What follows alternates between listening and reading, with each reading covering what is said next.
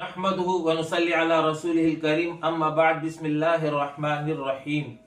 رمضان المبارک رحمت، مغفرت، تزکیہ اور تربیت کا مہینہ ہے۔ بندہ مومن مختلف اعمال صالحہ اختیار کر کے اپنے رب کا قرب اور اس کی خوشنودی کو حاصل کرتا ہے، نفس کا تزکیہ کر کے تقوی کی صفت کو ترقی دیتا ہے۔ اس ماہ کا آخری عشرہ ابتدائی 2 عشروں سے زیادہ اہمیت کا حامل ہے۔ اس آخری عشرے میں لیلۃ القدر ہے۔ نبی اکرم صلی اللہ علیہ وسلم کے بارے میں سیدہ عائشہ رضی اللہ عنہا بیان کرتی ہیں کہ رسول اللہ صلی اللہ علیہ وسلم جس قدر آخری عشرے میں عبادت اور سخاوت کی کوشش کرتے تھے، اس کے علاوہ کسی اور وقت میں نہیں کرتے تھے۔ امام مسلم اس کے راوی ہیں۔ دوسری روایت میں بیان کرتی ہیں کہ جب آخری عشرہ شروع ہو جاتا تو رسول اللہ صلی اللہ علیہ وسلم عبادت کے لیے کمر بستہ ہو جاتے، شب بیداری فرماتے اور اپنے اہل خانہ کو بھی بیدار رکھتے تھے۔ یہ حدیث امام بخاری اور امام مسلم دونوں نے روایت کی ہے۔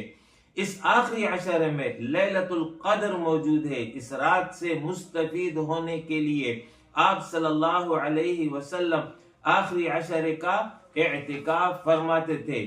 اعتکاف ایک عظیم عبادت ہے اور بندگی کا ذریعہ ہے جس میں بندہ دنیاوی مصروفیات کو چھوڑ کر اللہ تعالیٰ کی عبادت میں مشغول ہو جاتا ہے۔ یہ سنت رسول صلی اللہ علیہ وسلم ہے اور رمضان کے آخری عشرے میں اس کی خاص فضیلت بیان کی گئی ہے۔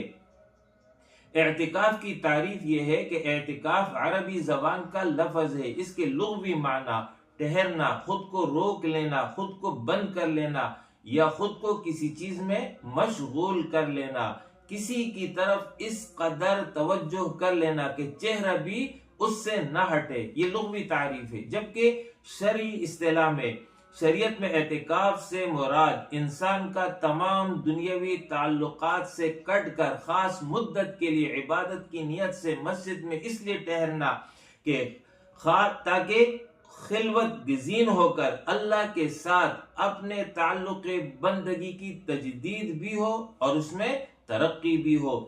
یہ سنت مؤکدہ علی الکفایہ ہے۔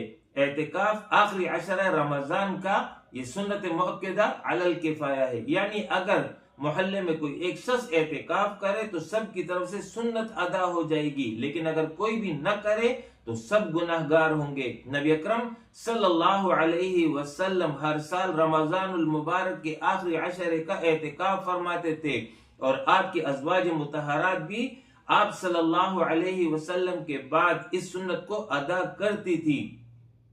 اعتکاف کے فوائد یہ ہیں: نمبر 1، شب قدر کی تلاش۔ اس آخری عشرے میں لیلۃ القدر موجود ہے، اس کی تلاش اس ذریعے سے ہوتی ہے۔ دوسرا، اللہ تعالیٰ سے قربت کا یہ ذریعہ ہے۔ اعتکاف ایسی عبادت ہے جو بندے کو دنیاوی پریشانیوں سے دور کر کے اللہ تعالیٰ کے قریب لے جاتی ہے اور روحانی ترقی کا سبب بنتی ہے۔ تیسرا یہ کہ یہ دل کی پاکیزگی ہے، یعنی مسلسل عبادت، ذکر و اذکار، تلاوت قرآن اور دعا کے ذریعے اعتکاف قلبی سکون اور پاکیزگی عطا کرتا ہے۔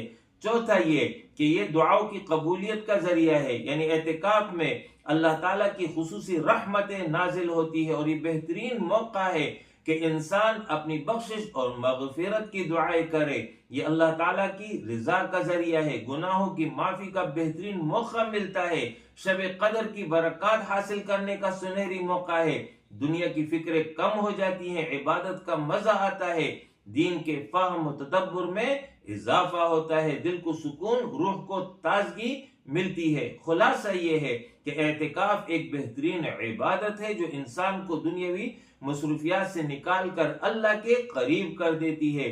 اس عبادت کے ذریعے نہ صرف روحانی ترقی حاصل ہوتی ہے بلکہ اللہ تعالیٰ کی خاص رحمتیں بھی متوجہ ہوتی ہے۔ یہ تبھی ممکن ہے کہ دوران اعتکاف مکمل یکسوئی اختیار کی جائے، نہ صرف دنیاوی امور کو چھوڑ دیا جائے بلکہ وہ اسباب جس کی وجہ سے یکسوئی میں خلل واقع ہوتا ہے اس سے مکمل کنارہ کشی کی جائے۔ یہ ذری موقع سال میں ایک مرتبہ حاصل ہوتا ہے۔ اس کے علاوہ خلوت گزینی اس طرح اختیار کرنا کہ دنیا کے معاملات سے مستقل کٹ جائے، شریعت اس کی اجازت نہیں دیتی، لہٰذا کوشش کی جائے کہ اس موقع سے فائدہ اٹھایا جائے، جس کے نتیجے میں جہاں لیلۃ القدر کا حصول ممکن ہو وہاں روحانی ترقی بھی حاصل ہوگی۔ اس کے لیے ضروری ہے کہ آداب و شرائط اعتکاف کا مکمل اہتمام ہو۔ خصوصاً دور جدید میں موبائل، نیٹ وغیرہ کا استعمال اعتکاف کے مقاصد کو فوت کر دیتا ہے اور اعتکاف کا سارا عمل محض رسمی کارروائی بن جاتا ہے، جو کہ بہت بڑے خسارے کا سودا ہے۔ بقول کسے کے رسم اعضا رہ گئی، روح بلالی نہ رہی۔ لہٰذا ہر مومن کو چاہیے کہ نہ صرف اعمال صالحہ کو اختیار کرے بلکہ کوشش کرے کہ آخری عشرے کا اعتکاف اخلاص کے ساتھ ساتھ اس کی حفاظت بھی کرے۔ یہ عمل مقبول عند اللہ ہوگا اور اس کے اثرات، نتائج روح، جسم اور انسانی زندگی پر ظاہر ہوں گے۔ وآخر دعوانا ان الحمد للہ رب العالمین۔